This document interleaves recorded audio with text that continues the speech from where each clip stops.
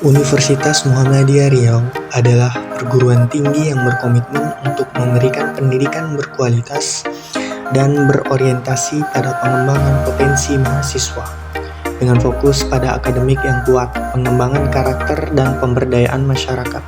UMRI menjadi pilihan yang ideal bagi mereka yang ingin mengejar pendidikan tinggi yang bermakna. Dengan dukungan tenaga pengajar yang berkualitas, fasilitas modern, dan program-program unggulan, UMRI siap membantu mahasiswa mencapai kesuksesan dalam karir dan kehidupan. Alasan saya memilih program studi manajemen karena program studi manajemen merupakan bidang studi yang luas dan relevan dalam berbagai industri dan sektor ekonomi.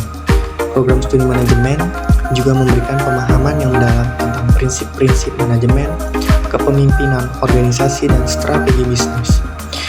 Lulusan program studi manajemen memiliki peluang karir yang luas, mulai dari manajer, konsultan bisnis, hingga wirausaha.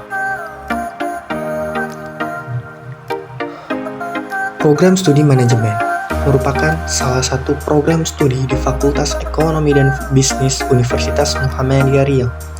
Pendidikan program studi manajemen didasari oleh semakin berkembangnya ilmu pengetahuan dan teknologi, sehingga diperlukan pengaturan manajemen yang merupakan gabungan ilmu dan seni untuk menyimbangi ilmu pengetahuan dan teknologi yang telah berkembang pesat. Sejalan dengan hal itu, Universitas Muhammadiyah Riau menganggap penting untuk berkontribusi meningkatkan sumber daya manusia agar tetap bisa bersaing baik secara nasional maupun internasional. Program studi manajemen Universitas Muhammadiyah Riau telah mendapatkan izin operasional dari BAN PT pada tanggal 29 Agustus 2016 dengan SK nomor 264 KPT 1 2016. Visi menjadi program studi manajemen sebagai lembaga pendidikan tinggi yang bermarwah dan bermartabat dalam menghasilkan sumber daya manusia yang menguasai IPTEK dengan landasan IMTEK tahun 2030. Misi menyelenggarakan pendidikan di bidang manajemen yang mampu menghasilkan sumber daya manusia yang profesional, mampu berpikir kritis, dan berjiwa entrepreneur berlandaskan IMTEK. Melaksanakan kegiatan penelitian dan pengembangan dalam bidang manajemen bagi dosen dan mahasiswa untuk mengembangkan IPTEK sehingga memberikan kontribusi kepada masyarakat dan kemajuan ilmu pengetahuan.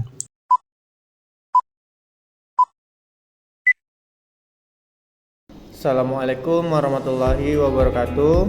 Saya Leo Aldi Saputra dengan NIM 230304295, kelas MGT 6. Di sini saya akan menjelaskan beberapa materi dari mata kuliah Manajemen Teknologi Informasi. Yang pertama yaitu pengertian manajemen teknologi informasi. Menurut Williams dan Sawyer berpendapat bahwa teknologi informasi adalah suatu teknologi yang merupakan gabungan antara teknologi komputasi dan komunikasi berkecepatan tinggi, yang mana jalur komunikasi tersebut membawa video, suara, dan data. Sedangkan menurut McKeown berpendapat bahwa teknologi informasi memiliki acuan kegunaan untuk dapat menggunakan, menukar, menyimpan, dan membuat informasi dalam bermacam-macam bentuk. Kemudian perlunya dari teknologi informasi yaitu lebih mudahnya dan cepatnya dalam melakukan proses komunikasi. Lalu proses perdagangan dapat dilakukan secara elektronik, memudahkan akses terhadap suatu informasi. Lalu pekerjaan dapat dilakukan secara daring, bahkan lingkung lebih terjaga karena penggunaan kertas yang lebih sedikit. Lalu ada sistem informasi. Menurut Sid pada jurnal Computage and Business volume ke-7, sistem informasi yaitu kumpulan elemen-elemen yang terbaik dengan tujuan aktif, yaitu tercapainya suatu tujuan. Sedangkan menurut Azhar Sasanto pada bukunya yang berjudul Sistem Informasi Akuntansi, sistem merupakan sebuah grup atau kumpulan bagian sistem atau komponen yang berupa fisik atau non-fisik yang berhubungan untuk mencari suatu tujuan. Kemudian ada komponen hardware. Komponen hardware disebut juga perangkat keras yang di dalamnya terdapat input dan output. Perangkat input adalah perangkat yang memiliki fungsi memasukkan data ke dalam komputer. Contoh dari perangkat input yaitu ada keyboard, mouse, mikrofon, dan scanner.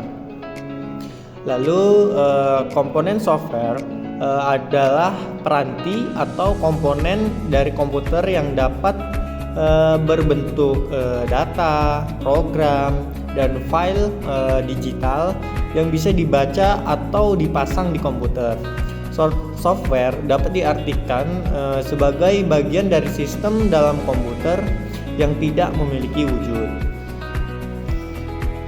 Jenis aplikasi software yaitu ada perangkat lunak sistem informasi, perangkat lunak driver, perangkat lunak aplikasi, dan bahasa pemrograman. Kemudian saya akan menjelaskan tentang pengambilan keputusan di level manajemen.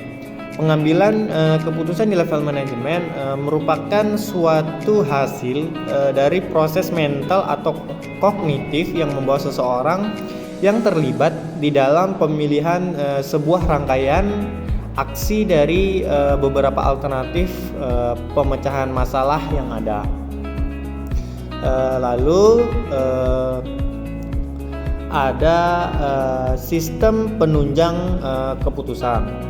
Sistem penunjang keputusan merupakan sistem yang dapat membantu pada saat pengambilan keputusan pada bisnis atau organisasi. Sistem penunjang keputusan dapat digunakan pada tingkat manajemen, operasi, dan perencanaan. Sistem penunjang keputusan dapat berupa komputer atau tenaga manusia, atau juga bisa kombinasi dari keduanya. Materi selanjutnya yaitu data. Data adalah bentuk informasi dengan bahasa tertentu yang telah diolah secara efisien. Dapat berupa subjek tunggal maupun subjek plural yang digunakan dalam suatu proses tertentu. Contoh data dapat berupa lembar absensi mahasiswa dalam suatu perkuliahan.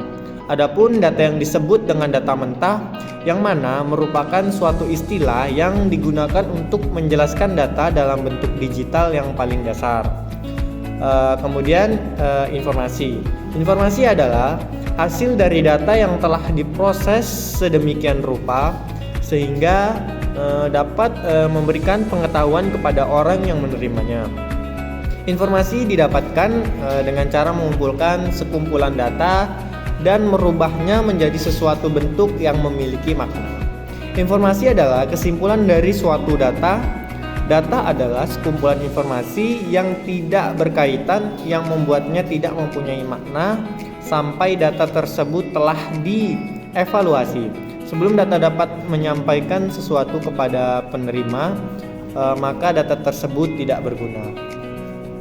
Lalu ada pengetahuan. Pengetahuan dapat didefinisikan sebagai informasi yang valid atau kontekstual, relevan, dan dapat ditindaklanjuti. Pengertian yang lebih sederhana, pengetahuan adalah informasi yang dikodifikasikan. Pengetahuan juga dianggap sebagai informasi dengan makna. Kemudian ada pengorganisasian data dan informasi. Pengorganisasian data dan informasi adalah proses yang penting dalam pengelolaan informasi yang efektif. Pengorganisasian data melibatkan pengelompokan data yang relevan dan penggunaan struktur yang tepat untuk memudahkan akses dan analisis data. Informasi yang dihasilkan dari pengorganisasian data dapat digunakan untuk membuat keputusan yang lebih baik dan meningkatkan efisiensi operasional. Kesimpulannya yaitu Teknologi informasi adalah penggunaan perangkat keras komputer, perangkat lunak komputer, dan sistem informasi untuk mengelola data, informasi, dan pengetahuan dalam suatu organisasi. Teknologi memainkan peran penting dalam mendukung pengambilan keputusan di level manajemen dengan menyediakan sistem penunjang keputusan yang efisien. Data, informasi, dan pengetahuan di organisasi dengan menggunakan teknologi informasi untuk memfasilitasi proses pengambilan keputusan yang lebih baik. Dengan demikian, teknologi informasi dan sistem informasi memberikan manfaat yang besar dalam meningkatkan efisiensi, produktivitas, dan kualitas pengambilan keputusan di berbagai tingkatan manajemen.